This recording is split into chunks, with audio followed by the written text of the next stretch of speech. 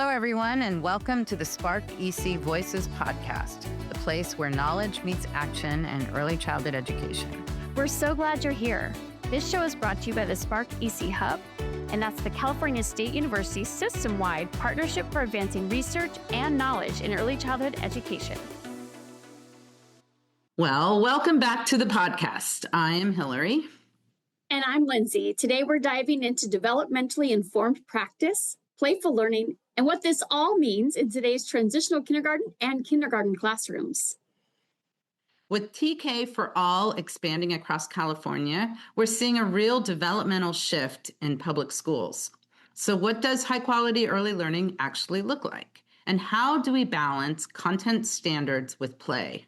We're joined by three incredible educators: Rachelle Bacong, a TK teacher from San Diego County; Dr.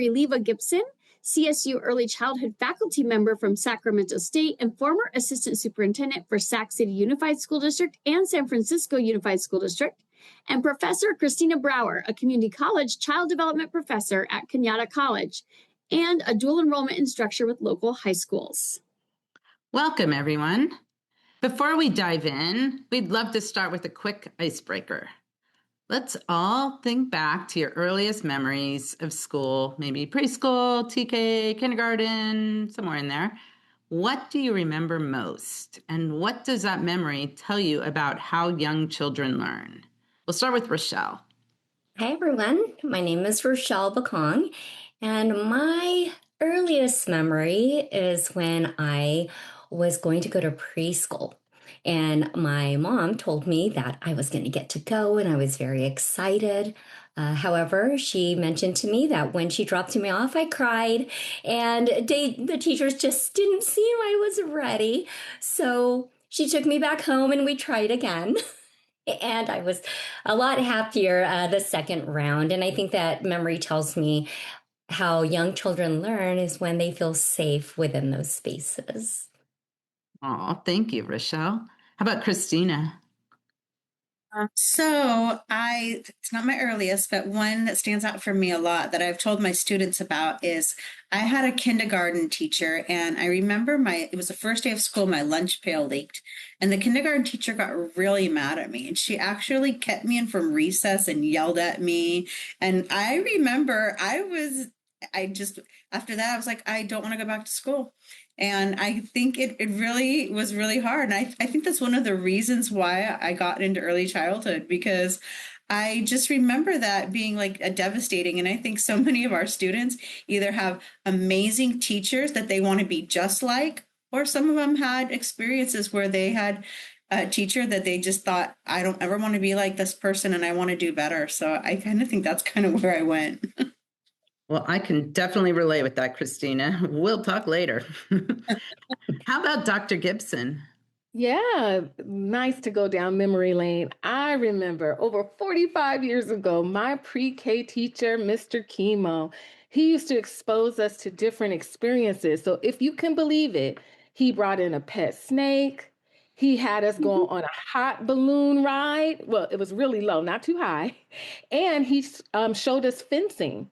All those things that I probably typically wouldn't have been exposed to in my everyday life, but my pre-K teacher introduced that to us, and I can remember it.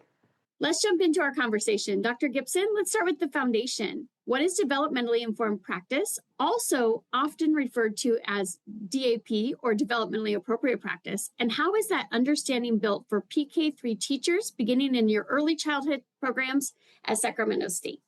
Developmentally appropriate practice or informed practice is definitely the foundation of all learning. And when we think about it, it's really a whole child approach to learning. We think about the cognitive, the social emotional, and the physical development of children. And when we really think about our youngest children, we take into account human development. As we try to build a deeper understanding for our pre-K3 teachers, we want them to have that mindset around what is developmentally appropriate or informed. And so many times when we're talking about teaching and learning, we talk about the foundations of learning. all of that informs developmentally appropriate practices. So when we're thinking about the ages and stages of children as they learn on the continuum, it helps us as educators to think about how might we make these activities and learning experiences built off where children are at, and making sure that we don't push them too far, but it's just right for their current stage in life. That's great, Aliva. And I have one question. How do you make that connection for your students between this is research and theory and this is what it looks like in practice in the everyday? If you had to have one piece of advice about how you do that, what would that be? Definitely thinking about observing a child, right? Because it's naturally, when we think of play, and I know play is going to come up later, there's a saying, and I don't know who actually said it, but play is a child's work, right? And so we want our educators to be able to observe children, to think about how they set up the conditions for learning, which they will look at the learning environment and how they put the materials and set up the designated areas for a child to learn, and then also creating opportunities for hands-on learning. So when we have these theories, they help us to inform and make us think about a child's human development or human development in general, and then about the conditions that we put forth in the classroom that align to that.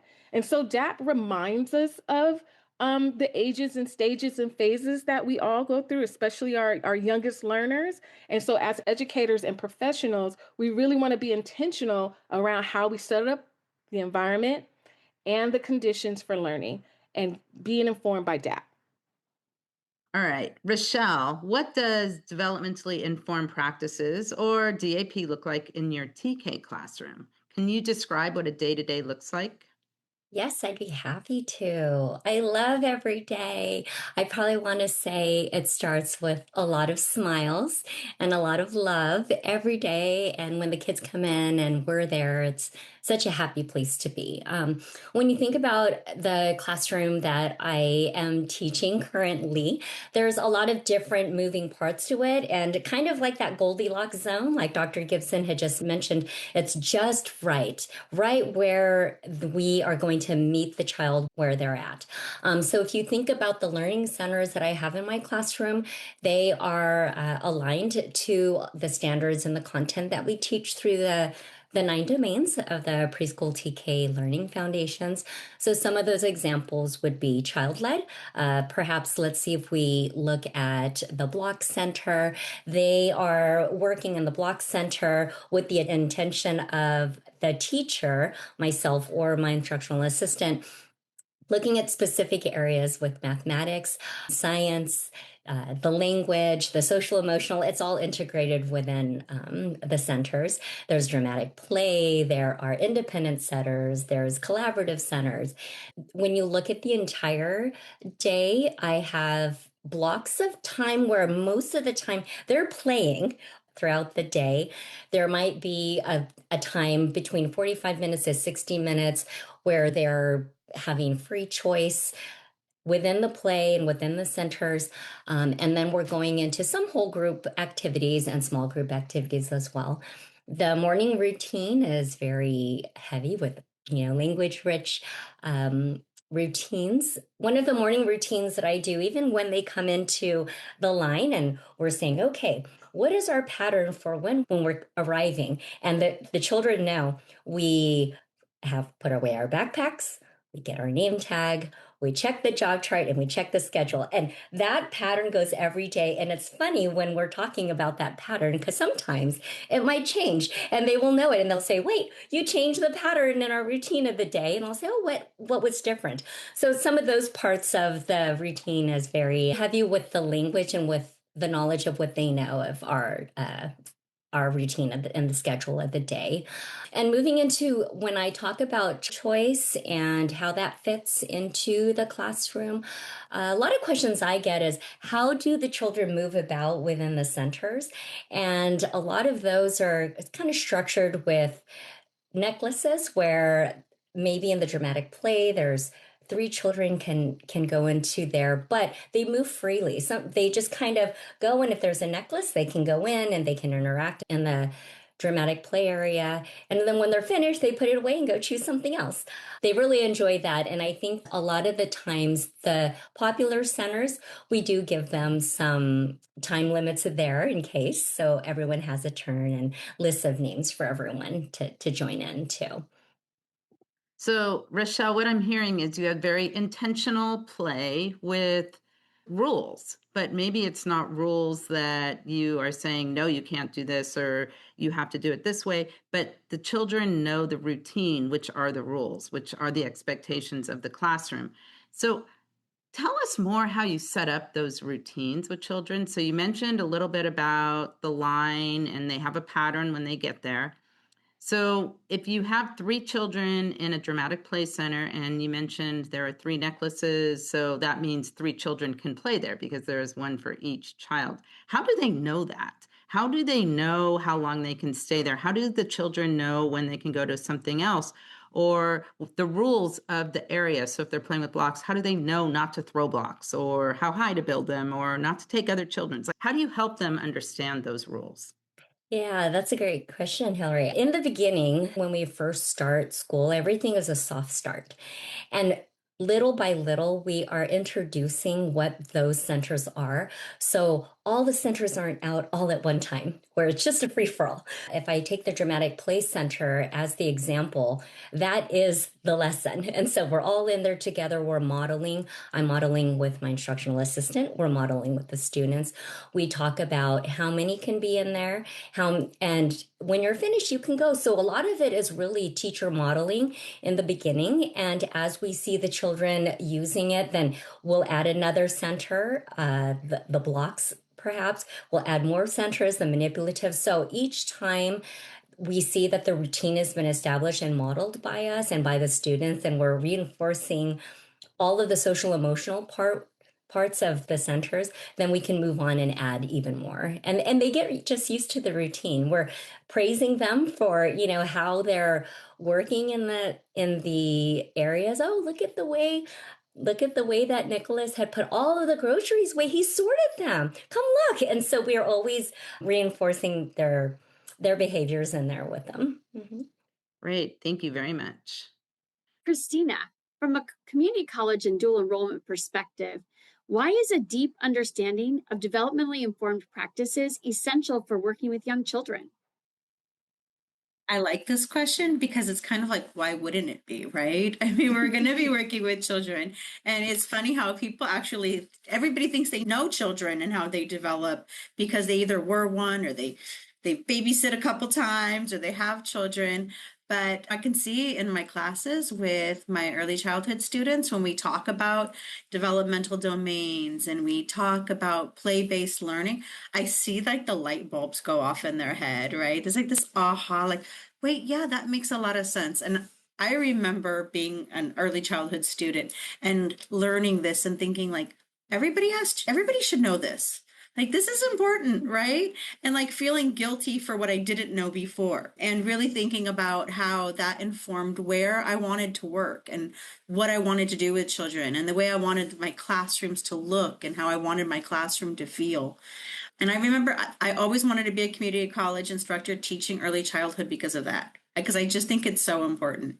And not everybody does know it. I do go into some classrooms where I can tell it's not the norm. And, the children are okay, but there's not as much joy. And we want children to love learning, right? We don't want them to just learn. We want them to love learning. And we know that historically, classrooms have been set up so that children are like all learning at the same pace, and children are not all the same, right? They all are learning different. They come from different backgrounds, different families. And it's so important that we're observing children. We are creating curriculum based on their interest. And this is what developmentally appropriate practice is. And I know as they get older and they start going to the older grades, even some of our preschools, there's a lot of standards, there's a lot of things, a lot of assessments that children need to know. But we can still make it enjoyable. We can still actually assess children by just being present and understanding what they enjoy and bringing that part to the curriculum, being a facilitator, as we talked about before the podcast, of their learning. Kristina, I love that you talked about joy. And I think if we carry that into everything we're doing, right, for children and educators, we might see a different kind of education bloom here in California in those PK3 classrooms, and maybe a space where teachers want to feel like they want to stay, right? So I appreciate that you brought that joy piece in. Yeah, I think about that a lot and about teacher burnout. And I think teacher burnout comes from not being joyful with the children, right? Like that's when that happens. So it's really important that the children and the teachers are both bringing joy into the classroom. Thanks, Kristina. Yeah, I love that. I once went into a classroom and over the front door, it said, "Do nothing without joy." And I've always remembered that. And I feel like I should put that over my office now. But I love that. Yeah, I had a mentor. She was my director at the time. And I remember asking her, like, what do you want for children? And she said, I just want all their lives to be filled with joy. And I remember my heart almost exploded. And so I just kind of keep that with me. Dr. Gibson, how does playful learning fit within the PK3 credential framework? Is play explicitly addressed in the preparation program at Sacramento State? Yeah, thank you for the question. Just as it was previously mentioned, this idea of joyful learning it sets the stage. And so play promotes joyful learning and discovery. And we want to lower the stress of our young children. And there's so much out there in our world today.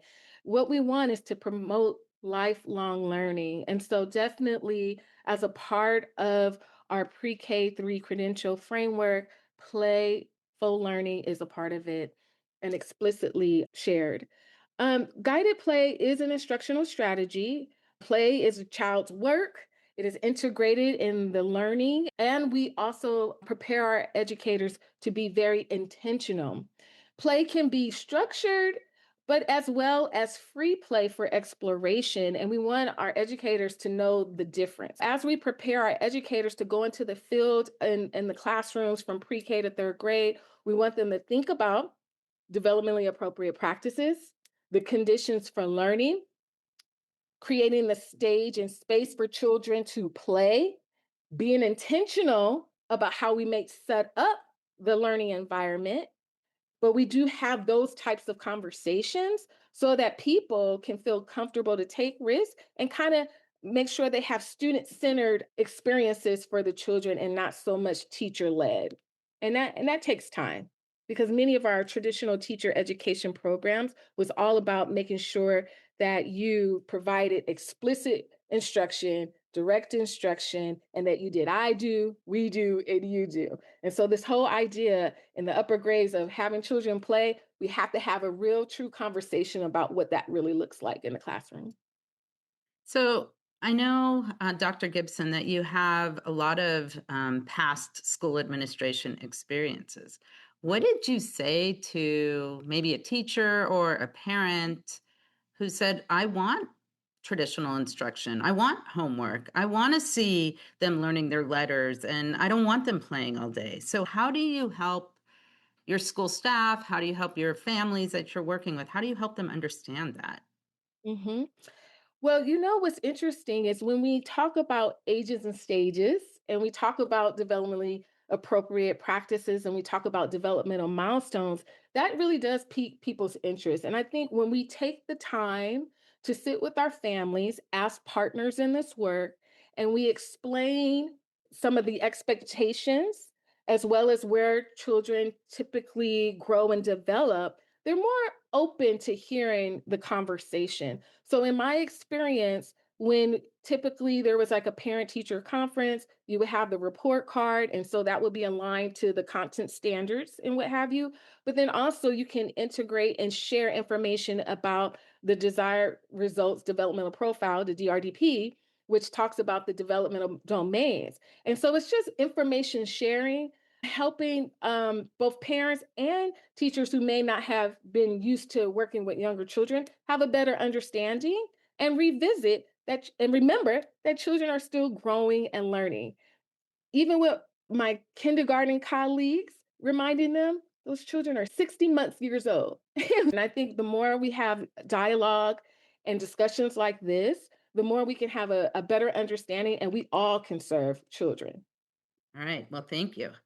Rachelle, maybe you can help us understand what a content standard lesson looks like through playful learning. You explained a little bit about your classroom and how you have centers. And you even mentioned a little bit about language and patterning in the beginning, which does connect with some of the content standards. But how do you have an intentional, you said you do some small group kind of intentional learning and lessons. So maybe you could share a little bit more about that.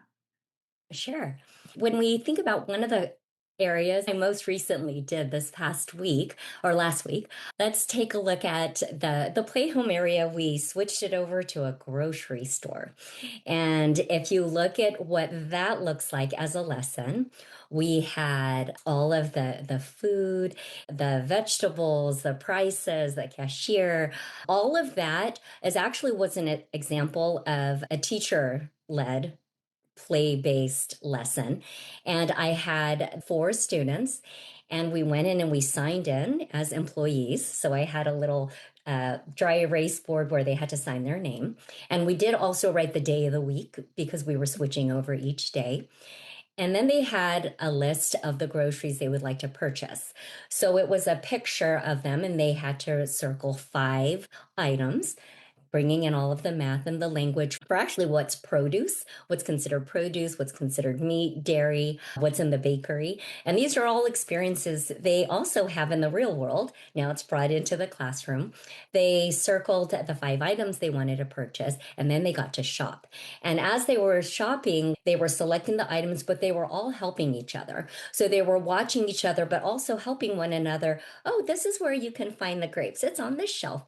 They then checked out their groceries, and we had a cashier there, and they then paid for their groceries. As each one of the items were listed, they had the price also. So there was $1 for each item, and they got 5 items, so they knew it was $5, and they were all given a $5 bill to hand over to the cashier. And all of those role playing that we did in there was so much fun. It was just great for them to see what it was like to play in there a little bit more structured, with me leading them through how much they needed to purchase or how much each item was, adding it all together. So kind of the early stages of joining groups, and then also paying for it and seeing if they had enough money. So that's one example of how one of the lessons would look like. That's teacher led and play based. And then this week, I left it open to them. So then I no longer was, directing them. Now it was more child led. And I kind of popped back in just to kind of listen to see what they were doing. And they were modeling exactly what we were learning. Okay, now everyone, you're going to sit down. So somebody's always kind of the teacher in there. And they were signing in. They said, oh no, remember today's Tuesday. It's not Wednesday. Let's write Tuesday. It had a lot of pieces of our content and what we are learning. And it was just a lot of fun for them. And I think for them to then kind of take the rein, and it became more child-led from teacher-led and teacher-guided. And now they're the ones kind of leading the play, and others are kind of coming in and out of that area. And that'll stay for a while. So they'll have a turn in there independently.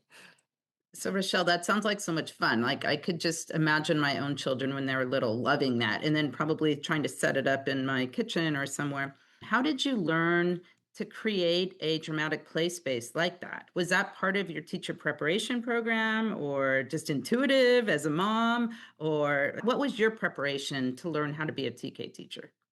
Oh, lots of trial and error. I came into the TK space back when it was in its early development in 2013. And as Dr. Gibson had mentioned earlier, it was a hard shift. It was a hard shift. I started to learn what the children were, where they were, and really thinking about when my sons were in preschool, what did their preschool teachers do? So I kind of learned through my own son's experiences. And then as I went through the Pathways program, the TK Pathways program through our own county office of ed in San Diego, I learned a lot about the learning environment as the 3rd teacher, and started to kind of read a lot more about refining that practice within these play-based spaces to align into where I knew exactly what the intention was behind the content and what I wanted them to learn. And I just I think a lot of it was trial and error also, and then learning from other mentors within the space, within the early ed space. And yeah, I think a lot of watching others and folks as yourselves, learning along the way, a lot of reading and trying and seeing what the kids really took to. And I think I did recognize that once I went into a more play-based space, how much happier they were, how much happier I was. So when we talk about joy, like Kristina had mentioned, I love to play and teach with them all day. It just kind of lowered that feeling. There's a calmness. And I had a little bit of anxiety thinking, oh gosh, are they going to learn just as much? Are they going to know their letters and numbers where, we were kind of in that headspace. And from what I've heard from my kindergarten colleagues, that they've been more ready than in the years past. And I really truly believe that's because it became more of a play-based learning environment where I could meet them where they were. So I have one more kind of follow-up, I guess. TK in California in a public school setting requires a teacher to have a credential either in PK3, which has a subject matter content of at least 24 credits, or the major in that, or to have a multiple subjects credential and add on 24 credits. So what was your preparation then? So my preparation, I hold a multiple subject teaching credential. I came in so early into the TK world. It wasn't an actual requirement for me because I had come in so early. However, I knew that it was the wave of where we were moving when we went universal and taking all 4-year-olds. I decided to go forward and take all 24 units because I felt that the preparation was going to be something that I knew I really needed. My district is year round, so I have students that are coming in as 3 3/4, which is not something I have experienced before. And I knew I needed that. I needed to understand the early childhood development part, the brain development, the importance of an integrated curriculum, the universal design, all the different parts of it. And it refined my practice to really be that observer and the facilitator within that space. So I took those units and I'm still ongoing. I log into a lot of different trainings. I'm parts of different projects that are part of early learning spaces. It just has really prepared me in such a way that I didn't have before. So yeah. Well, thank you. I appreciate your honesty and your passion for those 44-month-olds to the 48-month-olds. I like that new way of thinking about it. It does make you kind of think differently about children. And Dr. Gibson, with the TK for All expanding, what developmental shifts must PK3 programs prepare teachers to address? So we heard Rachelle's approach and her natural way that she navigated early childhood. And now that we look at TK expanding, what do we need to make sure that our programs are doing? Us as educators and those who are being prepared to go into the classroom is really looking at teaching and learning as a whole and the ages and stages and phases that learners go through and keeping that at the forefront. So when we're thinking about TK and the developmental shifts, we, sometimes, and I would say this in my experience, that some were a little frightened of the little ones coming into an elementary space. And then even now with some of our TKers um, who may have gone to pre-kindergarten or preschool settings and may not, or some who may have been toilet trained or not, it's a huge shift to say, you know what? I see this child holistically as a whole child, even if I have to support them, with issues such as that. And so that's one of the major mind shifts, right? Another one is looking at a child's social emotional development and self-regulation and executive functions. Um, Being mindful that and being patient with our youngest learners, Many times we do have the pressure of making sure that children master the skills and meet the standards, and rightfully so, right? Because we are charged with the responsibility of ensuring that children learn. And many times in our classrooms, we have lots of children, right? So we got to move them along. But we also know that not all children develop at the same pace. And we know that children have different lived experiences, have a variety of exposure, and also come from different culturally, linguistically, and socioeconomic backgrounds. And so we try to prepare our educators to see the whole child when they're thinking about not just all children, but especially some of our youngest children, which would be TK. So they're coming in young with all those varying backgrounds. We also, another shift is the environment.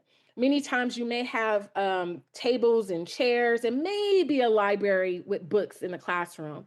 But we want to encourage our pre-K third grade teachers to think about the learning environment as the third teacher. So whether that's setting up a dramatic play area, right? And you can have that in first grade, or whether it is sensory. Children learn with sensory. So why not have a space where they can a child can regulate when they're having big emotions? And we've seen that in classrooms. A second grader, a TKer who's having big emotions can't sit on the rug, but they want to go to the wellness room or somewhere in the classroom where they can, put their hands in sand or water or what have you.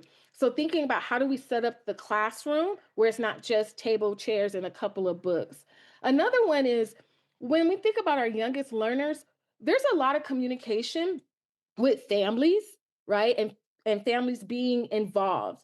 The older children get, sometimes it doesn't, it's not as normal as is with our youngest learners.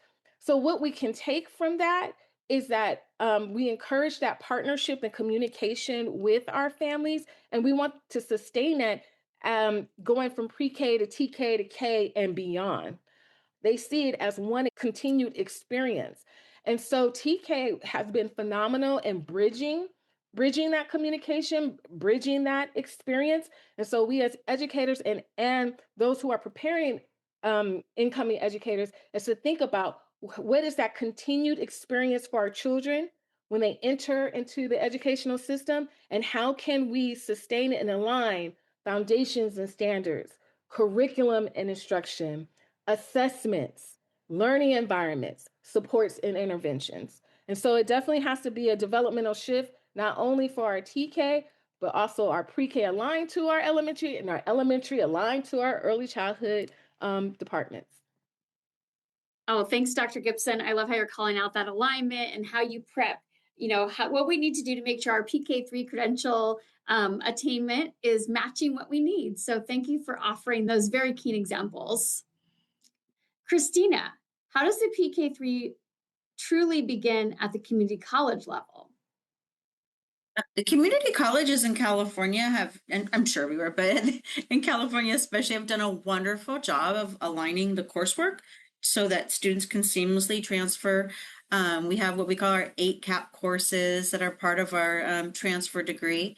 And those sort of foundational courses that are really necessary, like child development, what's typical for children at different ages so that educators know what to expect. Child, family, community, understanding how the child is, they don't just come to us as this one little being. They're part of something, right? They're part of their families, they're part of their community, and how that all influences the child and how the child develops.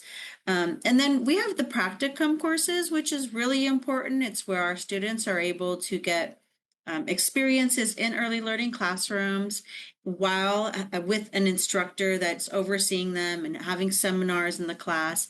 And I think anytime that we can get students to have early experiences in any field, but especially in education, is beneficial because we want to make sure that they're going down the right path, right? And we also know it's way cheaper to go to community college, but that's an opportunity to really explore. I also think that we do a lot in the community colleges of helping students reflect, right? Like you have to understand yourself and your experiences before you can go out and start thinking about, how you're going to teach this, right? So we do a lot of reflection in our classes. And then talking about play, I know they're still going to learn play once they go into the CSU, I'm sure, but it's really, really ingrained through all of our courses. And so it's something that we really want our students to really be passionate about, right? To be able to explain that. I teach practicum, and I went to a school the other day, and it was a group of 3-year-olds, and the teacher said the parents are really, really worried because they want me to teach more academics because they're worried their kids aren't going to be ready for TK. And I was like, okay, let's think about this, right? Like it reminded me, Bev Boss had said in one of her videos one time that it's not our job to get children ready for the next step. It's our job to meet them right where they are. And so really grounding that into our students before they go into their next step. So I think that, yeah, I just think that overall, the community college is a great way for students to explore what kind of a teacher they want to be. A lot of our students want to go in, special ed, TK. They want to be early childhood directors, but it really helps them understand where they want to be and where they should go. We love that, Kristina. And we're seeing great partnerships develop here in Fresno. And I know the other CSUs as well. Our students are coming in from community colleges already saying play is the work, right? And the moment I hear that, I'm like, yes, we're doing something right. So thank you for breaking that down for us, Kristina, and talking about, how can we have that conversation of developmentally informed and play-based and keep moving. All right. So let's close this conversation. I've loved hearing about the joyful learning experiences in a classroom, how we're helping our students understand those playful learning experiences and the types of coursework they're getting. So what would be one takeaway each of you can share with our listeners to help our listeners understand the value, the importance, the connections, of playful learning and developmentally informed practices in TK? Let's start with Rachelle. I think that a takeaway I would say is that the preschool or the PK3 credential, the developmentally informed practices, the playful learning, that it's all aligned. And it kind of moves us away from asking, is the child ready for school? Kind of this whole readiness for school, kind of more towards, is the school or classroom designed in the way the child actually can learn? So that's one takeaway, I'd say. Awesome. I love that. Is the child ready or is the school ready? Something really, really important. We need to make our schools ready. How about Kristina? What's your one piece of advice or one takeaway for listeners? I guess I would just think like, what does readiness mean for TK and kindergarten, right? Doesn't mean that they already know how to, yes, they can write their name. It's great to teach children, but like, are they ready socially? Are they ready to be able to be independent? Are they able to undress themselves when they need to go to the bathroom on their, like these skills, like that is readiness, right? And so, to me, I think helping children socially and emotionally, the teaching part and helping them love to learn, that's just going to come. They're going to grasp it if you make it exciting and you make it fun. Dr. Gibson, what's one takeaway you have? When I think of developmentally appropriate practices or informed practices, playful learning, and pre-K through third grade alignment, I think of us all working together to build a stronger foundation for our youngest learners. Early learning matters. This has been such a rich conversation. Thank you, Rachelle, Dr. Gibson, and Kristina for sharing your expertise and perspective. And thank you to our listeners. If you found this episode helpful, please share it with colleagues. We'll see you next time. If you'd like to learn more, be sure to check out our video, Preparing PK3 Educators for Tomorrow, and our PK3 ECE Playbook. Both are available on our website. And join the movement to transform early learning through collaboration and innovation, because every great idea begins with a spark.